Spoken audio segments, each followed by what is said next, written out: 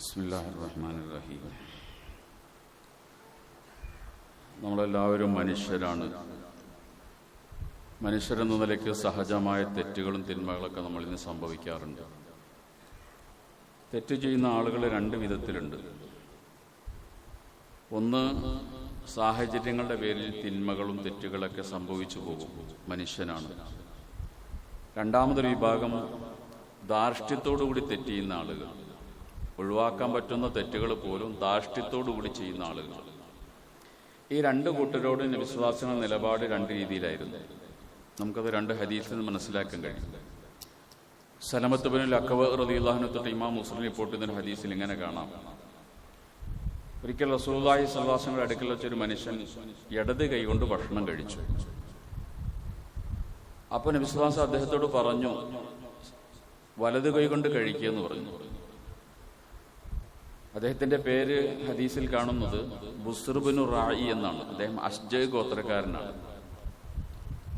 വലത് കൈ കൊണ്ട് കഴിക്കുന്ന പറഞ്ഞ് അദ്ദേഹം പറഞ്ഞു, ലാ അസ്തത്തിയു, എനിക്ക് സൗകര്യമില്ല, എനിക്കതിന് കഴിയില്ല. മാ മനഅഹു ഇല്ലൽ കിബറൂന, അയാളുടെ കിബറാണ് അതിന് തടസ്സം നിന്നത്. വലത് കൈ കൊണ്ട് കഴിക്കുന്നതിനൊരു തടസ്സവും അദ്ദേഹത്തിനില്ല. പക്ഷെ റസൂലുള്ള വലത് കൈ കൊണ്ട് കഴിക്കുന്നു പറഞ്ഞു. അദ്ദേഹം പറഞ്ഞു, എനിക്ക് സൗകര്യമില്ല, ലാ അസ്തത്തിയു, ഞാനത് ചെയ്യില്ല എന്ന് പറയാണ്. നേർക്ക് നേരെ റസൂലിനോട് അങ്ങനെ പറയാണ്. അപ്പൊ നബി സ്വല്ലല്ലാഹു അലൈഹി വസല്ലം പറഞ്ഞു, ലസ്ത താഴ്ത്ത, നിനക്കതിന് കഴിയാതിരിക്കട്ടെ എന്ന് പറഞ്ഞു. ഹദീസിൽ കാണാം, ഫമാ റഫഅഹു ഇലാ ഫി, പിന്നെ അയാളുടെ ജീവിതത്തിൽ അയാൾക്ക് വലത് കൈ ഉയർത്താൻ കഴിഞ്ഞിട്ടില്ല, പിന്നെ അയാൾ ഉയർത്തിയിട്ടില്ല. അപ്പൊ റസൂൽ സ്വല്ലല്ലാഹു അലൈഹി വസല്ലമയുടെ രീതി എന്ന് പറഞ്ഞാൽ സൗമ്യനാണ് റസൂൽ. ആർക്കെതിരും പ്രാർത്ഥിക്കൂല. മുശ്രിക്കുകളെതിരെ പ്രാർത്ഥിക്കാൻ വേണ്ടി സഹാബത്ത് പറഞ്ഞപ്പോൾ പോലും നബി തങ്ങൾ പറഞ്ഞു, ഞാൻ അങ്ങനെ നിയോഗിക്കപ്പെട്ട ഒരാളല്ല, ഞാൻ കാരുണ്യമാണെന്ന് പറഞ്ഞു. പക്ഷേ ഈ മനുഷ്യൻ ഇങ്ങനെ പറഞ്ഞപ്പോൾ നബി അദ്ദേഹത്തിനെതിരെ പ്രാർത്ഥിക്കണം. പിന്നെ ആ കൈ ഉയർത്താനിട്ട് കഴിഞ്ഞിട്ടില്ല. കാരണം ഇവിടെ അദ്ദേഹം ഒരു ചെറിയ തെറ്റാ ചെയ്തിട്ടുള്ളൂ, വലത് കൈ കൊണ്ട് കഴിച്ചില്ല എന്ന് മാത്രമേ ഉള്ളൂ. പക്ഷേ ആ തെറ്റയാൾ ചെയ്യുന്നത് ധാർഷ്ട്യത്തിന്റെ പേരിലാണ്.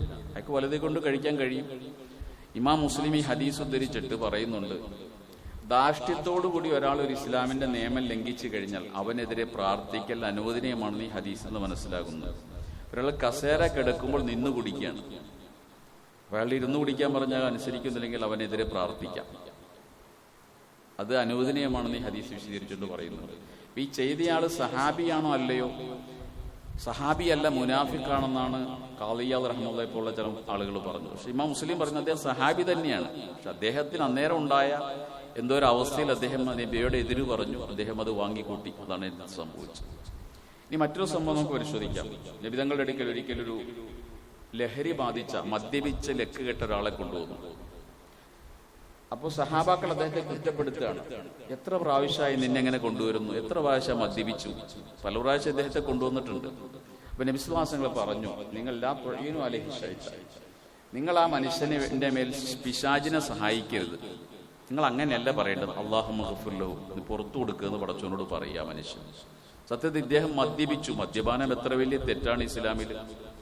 നബിയുടെ കാലത്ത് 40 അടിയാണ് മദ്യപിച്ചവർക്ക് കൊടുക്കുക. ഉമറുല്ലാന്റെ കാലമായപ്പോൾ 80 അടിയാക്കി. കാരണം ഈ മദ്യപിച്ച ആൾക്കാർ വേറെ പലതും വിളിച്ചു പറയുമല്ലോ, അതുകൊണ്ട് ശിക്ഷ 80 ആക്കി. നാളെ നരകത്തിൽ തീനത്തുൽ ഖബാലിൽ നിന്നാണ് മദ്യപാനിക്ക് കുടിക്കാൻ കൊടുക്കുക.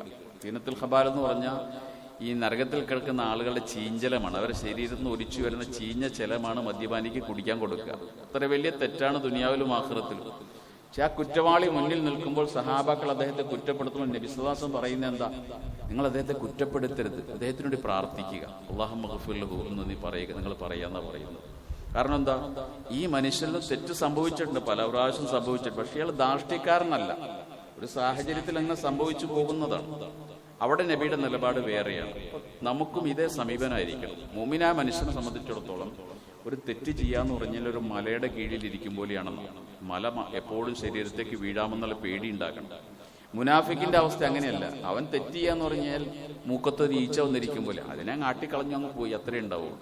അതുകൊണ്ട് തെറ്റുകളോട് നമുക്ക് ഒരു ധാർഷ്ട്യമോ ലാഘവമോ ഉണ്ടാക്കാൻ പാടില്ല. തെറ്റുകൾ ചെയ്യേണ്ടി വന്നാൽ ചില സാഹചര്യങ്ങൾ മനുഷ്യനാണ് സംഭവിക്കാം. പക്ഷെ അത് കുറ്റബോധത്തോടു കൂടിയായിരിക്കണം നമ്മളത് ചെയ്യേണ്ടത് എന്നാണ് അള്ളാഹു പഠിപ്പിക്കുന്നത്.